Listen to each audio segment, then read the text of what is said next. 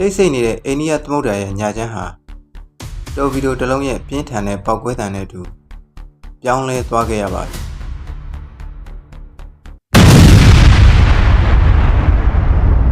သီရိလင်္ကာကမ်းလွန်ပင်လယ်ပြင်ရဲ့အမှောင်ထုထဲမှာအီရန်ရဲ့ဂုဏ်ထူးဆောင် Frigate စစ်သင်္ဘော IRIS ဈေးနားဟာလှိုင်းခွင်ပြီးခီးနှင်နေတာပါသင်္ဘောပေါ်မှာရေတပ်သား180ကျော်ဟာသူတို့ရဲ့တာဝန်တွေကိုထမ်းဆောင်နေကြပါတယ်ဒါပေမဲ့သူတို့မသိလိုက်တာကရေအောက်အမှောင်ထုထဲမှာအမေရိကန်ရဲ့ရေငုပ်သင်္ဘောတစ်စင်းကမျက်တောင်မခတ်ပဲသူတို့ကိုပြစ်မှတ်ထားစောင့်ကြည့်နေတယ်ဆိုတာပါပဲFire ဆိုတဲ့အေးဆက်ဆက်အမိန့်ပေးတဲ့တဲ့အတူရေအောက်ကနေထိုးထွက်လာတဲ့တော်ပီဒိုဟာစစ်သင်္ဘောကြီးရဲ့1 byte တက်တက်မမတ်ကိုအပေါက်ဖောက်လိုက်ပါတယ်ပြင်းထန်တဲ့ပေါက်ကွဲမှုကြောင့်တန်မဏိကိုယ်တော်ကြီးကစက္ကန့်ပိုင်းအတွင်းနှစ်ပိုင်းပြတ်သွားခဲ့တယ်လို့ပင်လယ်ရေတွေဟာသင်္ဘောတွေကိုအလုံးအရင်းနဲ့တိုးဝင်လာခဲ့ပါတယ်ရေတပ်သား180ကျော်ဟာအသက်လုခဲ့ကြပေမဲ့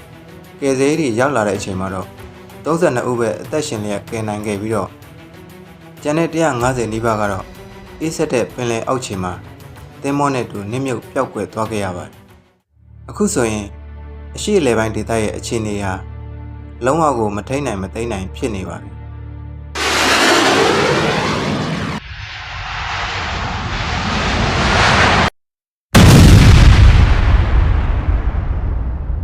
အစ္စရေးနဲ့အမေရိကန်ပူးပေါင်းတပ်တွေဟာ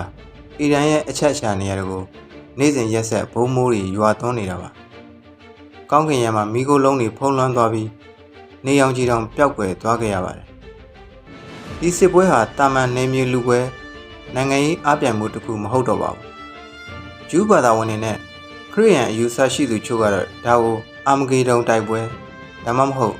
ကမ္ဘာပြတ်ကိန်းမတိုင်ခင်ဖြစ်လာမဲ့နောက်ဆုံးတိုက်ပွဲဖြစ်ယုံကြည်နေကြတာတွေလည်းရှိပါတယ်အမေရိကန်ရဲ့ရေအောက်စစ်စင်ရေးအစ္စရေးရဲ့ကိုပြောက်တိုက်လေယာဉ်တွေနဲ့အတူဒီစစ်ပွဲရဲ့နောက်ွယ်ကအရှုပ်ဝက်ချက်တွေကိုဒီဗီဒီယိုမှာအသေးစိတ်တင်ဆက်ပေးသွားမှာဖြစ်ပါတယ်မင်္ဂလာပါ AO Sharing မြန်မာ Channel ကနေကြိုဆိုပါရစေကျွန်တော်တော့ပင်တိုင်းမျှဝေသူအောင်ဖြစ်ပါတယ်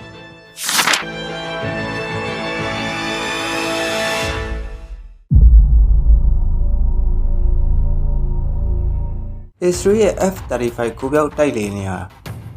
တီဟန်မြို့ရဲ့ကောင်းကင်ယံကိုလုံးဝစိုးမိုးထားပါတယ်ဒီလေယာဉ်တွေဟာရေဒါကနေမမြင်နိုင်တဲ့ကိုပြောက်တင်မင်းတွေလည်းဖြစ်ပါတယ်စစ်ပွဲစတင်ကတည်းကအီရန်နိုင်ငံတွေကိုဘုံအလုံးကြီး9000ကျော်ကျဲချခဲ့ပြီးပြီလို့လည်းအစ္စရေးကတရားဝင်ထုတ်ပြန်ထားပါတယ်ဒါဟာတာမန်ဘုံကျဲမှုမျိုးမဟုတ်ဘဲနဲ့အီရန်ရဲ့စစ်ဘက်ဆိုင်ရာအခြေခံအဆောက်အအုံတွေကိုမြစ်ပြတ်အောင်လုပ်နေတာပါလက်တလုံးထွက်လာတဲ့သတင်းတွေအရအစ္စရေးရဲ့ F-35 ဟာတီဟန်မြို့ပေါ်မှာအီရန်ရဲ့တိုက်လေယာဉ်စင်းကိုပစ်ချနိုင်ခဲ့တယ်လို့လည်းသိရပါတယ်အစ္စရေးဘက်ကလည်းအီရန်ရဲ့ဒုံးကျည်တွေကဒရဇက်ပြစ်ခတ်တိုက်ခတ်နေမှုကြောင့်နိုင်ငံအတွင်းမှာတေကျေပျက်စီးမှုတွေအယမ်းများပါတယ်အီရန်နိုင်ငံရဲ့အမြင့်ဆုံးဘာသာရေးခေါင်းဆောင်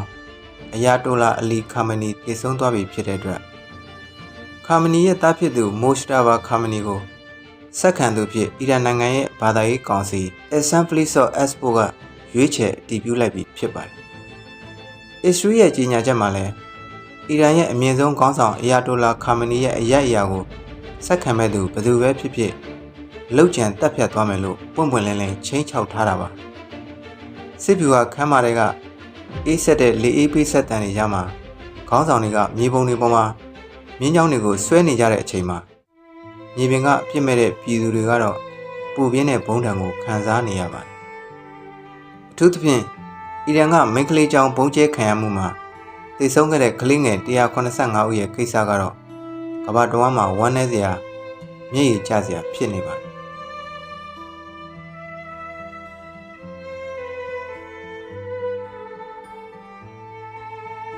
ကလေးတွေရဲ့ကျောင်းစာအုပ်တွေဟာသွေးတွေဆွန့်ထင်းပြီးပြအဖြစ်ပြောင်းလဲသွားခဲ့ရပါတယ်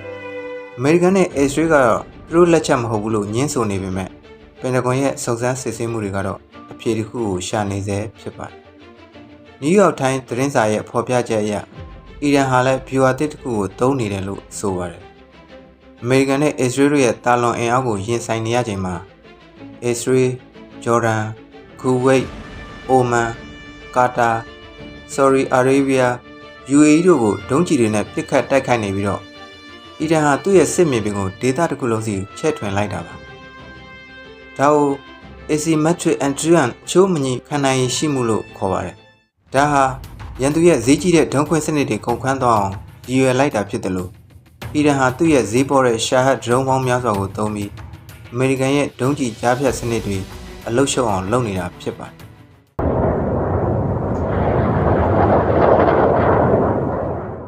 ကောင်းကင်ယံမှာဖုံးလွှမ်းနေတဲ့ဒရုန်းအုပ်ကြီးကိုအမေရိကန်ရဲ့ဒုံးကျည်တွေကလိုက်လံပစ်ခတ်နေရတာကိုဝါရှင်တန်အခြေစိုက်ကျွမ်းကျင်သူမာလီနက်ဆာကဒီစစ်ပွဲဟာစိတ်ဓာတ်နဲ့တက်လုံကိုစမ်းသပ်နေတာပါလို့ဆိုပါတယ်အီရန်ရဲ့ရည်ရွယ်ချက်ကထရန့်နောက်ဆုတ်သွားအောင်သူ့ရဲ့အိမ်နီးချင်းတွေနဲ့ဆက်ဆံရေးပြတ်ရင်တော့မှနာကျင်မှုတွေတက်နိုင်ကြဖြန့်ဝေပစ်ဖို့ဖြစ်ပါတယ်ဆိုလိုတာကငါနာရင်မင်းလဲနာရမယ်ဆိုတဲ့ဒီဗျူဟာကြောင့်အိမ်နီးချင်းနိုင်ငံတွေရဲ့စွမ်းအင်အဆောက်အုံတွေဟော်မုန်းရေလက်ကြားနဲ့လေကြောင်းခီးစဉ်တွေဟာရှုပ်ထွေးမှုတွေဖြစ်ကုန်တာပါဒါကြောင့်ပဲဒီစစ်ပွဲရဲ့အကျိုးဆက်တွေဟာကမ္ဘာစီးပွားရေးပေါ်မှာလည်းကြီးကြီးမားမားရိုက်ခတ်လာပါပြီဟော်မုန်းရေလက်ကြားပိတ်လိုက်တဲ့အတွက်ကမ္ဘာရေနံတင်ပို့မှုရဲ့9ပုံတစ်ပုံဟာရပ်တန့်သွားပါတယ်ဒီရေလက်ကြားဟာကမ္ဘာစီးပွားရေးရဲ့အသက်သွေးကြောပါပဲအခုတော့အဲ့ဒီသွေးကြောဟာပြတ်တောက်လူနီးပါးဖြစ်နေပါပြီအခုဆိုရင်အာရှဈေးကွက်မှာရေနံဈေးတုံးဟာတရိပ်ရိပ်တက်လာနေပြီးလူသုံးကုန်ပစ္စည်းဈေးနှုန်းတွေကလည်းလိုက်တက်လာနေပါတယ်မတ်လ2ရက်နေ့မှာအီရန်အမျိုးသားလုံခြုံရေးကောင်စီအတွင်းမှူးအလီလာရီဂျာနီကသူတို့အနေနဲ့ရေရှည်စစ်ပွဲအတွက်ပြင်ဆင်ထားတယ်လို့လည်းပြောကြားခဲ့ပါတယ်ဒီကာလအတွင်းမှာဆော်ရီနဲ့ကာတာစွမ်းအင်စက်ရုံတွေကိုတိုက်ခတ်ခံရလို့စွမ်းအင်ဈေးနှုန်းတွေလည်းထိုးတက်သွားခဲ့ပါတယ်အမေရိကန်မှာသမ္မတတက်တန်းလည်းလွှတ်တော်ရွေးကောက်ပွဲရှိနေချိန်မှာအမေရိကန်အသေးပြောင်းနဲ့ငွေကြေးဖောင်းပွားမှုတွေပိုမဆိုးခင်ဒေါ်နယ်ထရန့်ဟာစစ်ပွဲကိုအဆုံးသတ်ဖို့ရွေးချယ်လိုက်မယ်လို့အီရန်ကယူဆထားပုံလည်းရပါတယ်။နောက်တစ်ခုအနေနဲ့အီရန်ဟာကြောရိုးကိုဓာတ်နဲ့ထိုးခံလိုက်ရတယ်လို့ဖြစ်နေပါတယ်။ဘာဖြစ်လို့လဲဆိုတော့ပြည်ပကျူးကျော်မှုတွေခံနေရတဲ့အပြင်အီရန်အနောက်မြောက်ပိုင်းနယ်စပ်ကနေကလက်နက်ကင်တပ်ဖွဲ့တွေဟာအီရန်မြေပေါ်ကိုအလုံးအင်းနဲ့ကျူးကျော်ဝင်ရောက်လာနေလို့ပဲဖြစ်ပါတယ်ဒီသတင်းကိုအမေရိကန်အဆင့်မြင့်အရာရှိတွေကလည်းအတည်ပြုထားသလို Fox News လိုသတင်းဌာနတွေကလည်းဖော်ပြနေတာဖြစ်ပါတယ်ကတပ်ဖွဲ့တွေသာအီရန်ကိုအရှိန်အဟုန်နဲ့ဝင်နိုင်ခဲ့ရင်အီရန်စစ်တပ်ဟာပြည်ပကျူးကျော်မှုကိုရောပြည်တွင်းပုံကံမှုကိုတပြိုင်နက်တည်းရင်ဆိုင်ရတော့မှာပါအီရန်ဆိုရကတော့ဒါကိုစိတ်သက်စစ်စင်ရေးတတ်ပဲလို့ပြောဆိုနေပေမဲ့အခြေအနေတွေကစိုးရိမ်စရာကောင်းနေပါတယ်။ဘာဖြစ်လို့အီရန်ကရန်သူရဲ့မဟာမိတ်တွေဖြစ်တဲ့နိုင်ငံတွေကိုပါပြစ်ခတ်တိုက်ခိုက်နေရတာလဲဆိုတော့ဒီနိုင်ငံတွေဟာအမေရိကန်နဲ့အစ္စရေးကိုသူတို့ရဲ့လေပိုင်နက်နဲ့စစ်အခြေစိုက်စခန်းတွေကိုအသုံးပြုခွင့်ပေးထားလို့ဖြစ်ပါတယ်။ဘာရိန်း၊အီဂျစ်၊အီရန်၊အီရတ်၊အစ္စရေး၊ဂါဇာ၊ဂျော်ဒန်၊ကူဝိတ်၊လက်ဘနွန်၊အိုမန်၊ကာတာ၊ဆော်ဒီအာရေးဗီးယား၊ဆီးရီးယား၊ UAE အာရပ်စော်ဘွားပြည်ထောင်စုနဲ့ယီမင်တို့လိုနိုင်ငံတွေကနေအမြန်ဆုံးထွက်ခွာကြဖို့ကိုလည်းအမေရိကန်ဆိုရကသူတို့နိုင်ငံသားတွေကိုသတိပေးနေပါတယ်။အဆုံးသတ်အနေနဲ့ပြောရရင်အရှေ့အလယ်ပိုင်းကစစ်မီးဟာကျွန်တော်တို့တည်ထားတာထက်အများကြီးပိုပြီးတော့ကြီးမားကျယ်ပြန့်လာနေပါပြီ။အစ္စရေးရဲ့ထိုးစစ်ပြင်အမေရိကန်ရဲ့ရေတပ်အင်အားနည်းပညာအသာစီးရမှုတွေနဲ့အီရန်ရဲ့ပြန်လည်ပစ်ခတ်တိုက်ခိုက်မှုတွေဟာတာမန်နိုင်ငံရေးအပြိုင်မှုစစ်ပွဲထက်အများကြီးကျော်လွန်သွားပြီဖြစ်ပါတယ်။အခုဆိုရင်စစ်ပွဲကြောင့်ဖြစ်ပေါ်လာတဲ့ရေနံဈေးနှုန်းမြင့်တက်မှုတွေနဲ့စီးပွားရေးရိုက်ခတ်မှုတွေဟာကျွန်တော်တို့ရဲ့နေ့စဉ်ဘဝတွေပေါ်မှာပါတက်ရောက်မှုတွေရှိလာနေပါပြီ။ဒါကြောင့်မလို့ဒီစစ်ပွဲရဲ့နောက်ဆက်တွဲအခြေအနေကို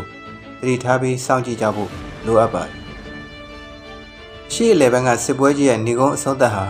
ဘယ်လိုပုံစံမျိုးဖြစ်လာမှာလဲ။